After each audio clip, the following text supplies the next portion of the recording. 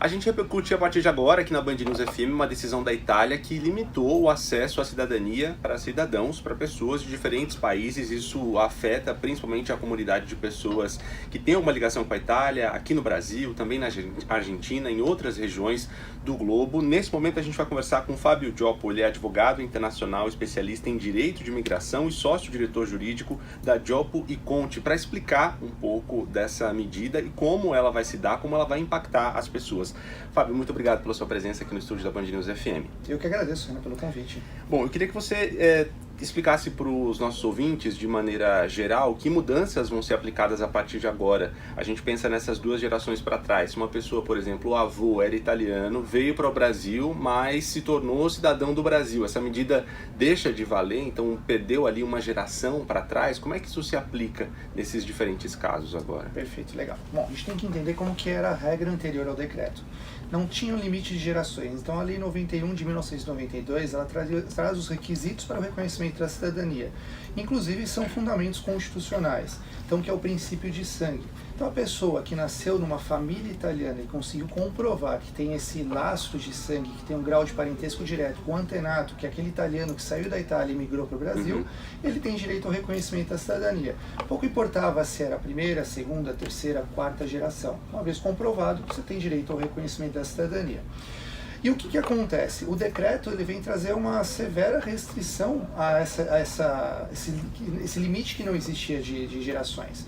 Então você não tinha esse limite e agora ele traz a limitação apenas para filhos e netos de italianos. O texto do decreto, quando ele foi publicado, ele dizia que apenas filhos e netos de italianos nascidos na Itália. Com as emendas e as votações, houve uma falsa flexibilização. E qual foi essa falsa flexibilização?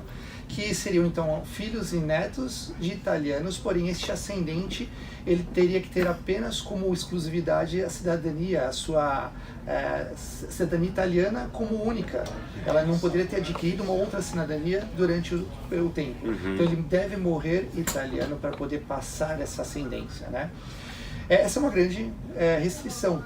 Isso traz, na verdade, fere alguns princípios constitucionais, como, por exemplo, o direito adquirido.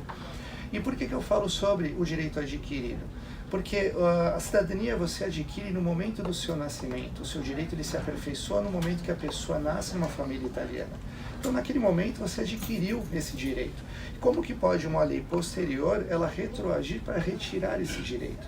O fato de a pessoa não ter dado entrada ainda no processo para solicitar a sua cidadania, não quer dizer que ela perde esse direito, porque até então ela tem uma pretensão de um direito que ela pode se manifestar em qualquer momento do tempo. E aí o decreto, ele vem trazendo essa regra extremamente severa, realmente ceifando o direito dos ítalos brasileiros, né? Veja, o decreto ele diz o seguinte, então, se você entrou com o seu processo antes do dia 27, você não é atingido pelos efeitos do decreto. Porém, se você não manifestou esse seu direito até o dia 27, a partir de março, 27 de março, boa. Se você, então, manifestou esse direito antes do dia 27, você não é atingido pelos efeitos do decreto.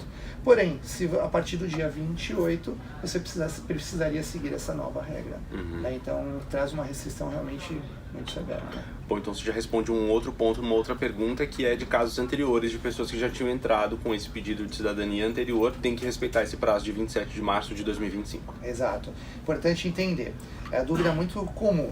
Doutor, mas eu já dei entrada no processo. Se você já deu entrada no processo antes do dia 27, fique tranquilo que seu processo não é atingido pelos efeitos do decreto. E outra informação importante é quem já tem a cidadania também não sofre qualquer prejuízo, porque você já adquiriu a sua cidadania. Então, se falando muito sobre, tem o risco de perder a cidadania, de ter uma restrição, por exemplo, da sua cidadania. Não, é um direito de origem. Uma vez que você adquiriu, ele não pode ser mudado. Né? Então, e a gente também entende que mesmo que a pessoa não deu entrada no processo, mesmo que a pessoa não tenha ainda a sua cidadania reconhecida e ela queira entrar com o processo daqui para frente, realmente a via judicial é a única hoje para você conseguir ter este reconhecimento, onde a gente vai discutir junto ao judiciário sobre a inconstitucionalidade dos efeitos desse decreto que agora se torna lei. E isso no Brasil, na Itália, como judicializaria uma questão como essa? Excelente. Todo o processo processo de cidadania, né? Então, vamos entender. Antes do decreto, existiam 3 vias para você obter a sua cidadania italiana. É a via consular, a via administrativa, aquela que a pessoa ia para a Itália e fazia comprovar a residência ali na Itália, e a via judicial. Com o decreto, está cancelado a via consular e a via administrativa, é apenas a via judicial. Então a gente faz a formação da pasta documental comprovando esse liame de sangue e a gente dá entrada junto ao tribunal italiano competente para que o judiciário, o Estado, através do judiciário, analise esse pedido e faça o reconhecimento da cidadania. Então é um processo judicial lá na Itália. Além do chamado direito de sangue, quais são outros, ou há outras possibilidades da pessoa obter a cidadania italiana? A princípio não, né? Porque o reconhecimento da cidadania ele é fundamentado pelo princípio de sangue, né? Então não existe outro princípio. Agora o decreto ele quis tentar fazer um misto entre sangue e solo, onde a pessoa teria que comprovar um tempo de residência para também ter um direito. De 10 anos, né? Na verdade hoje é de 10 anos e eles estão querendo reduzir para 5 anos para você ter a naturalização, que aí é uma concessão e não um reconhecimento de um direito. Mas o decreto também ele trouxe uma coisa bem importante, de tantas inflexibilidades que ele trouxe, mas ele tem 2 pontos que eu vejo que são importantes de flexibilização. Primeiro é o dos filhos. O texto original ele não trazia mais a possibilidade de um filho de um ítalo brasileiro que é um bisneto, por exemplo. Eu sou bisneto. Então o meu filho, vou te dar um exemplo, eu tenho um filho de 6 meses. Segundo o texto original do decreto, eu não poderia mais transmitir o direito ao meu filho, porque ele é filho de um bisneto, certo? Dessa maneira, isso foi fortes críticas, né, no parlamento, no Senado, e aí eles flexibilizaram dizendo o seguinte: então, se você é um ítalo brasileiro já reconhecido, no meu caso, eu tenho prazo até o dia 31 de maio de 2026 para poder fazer a aquisição da cidadania do meu filho. E para quem já é também um ítalo brasileiro reconhecido, o filho que nascer depois do dia 27 de março, que foi quando foi o decreto, teria um prazo de 1 ano para fazer a aquisição desse filho também, tá?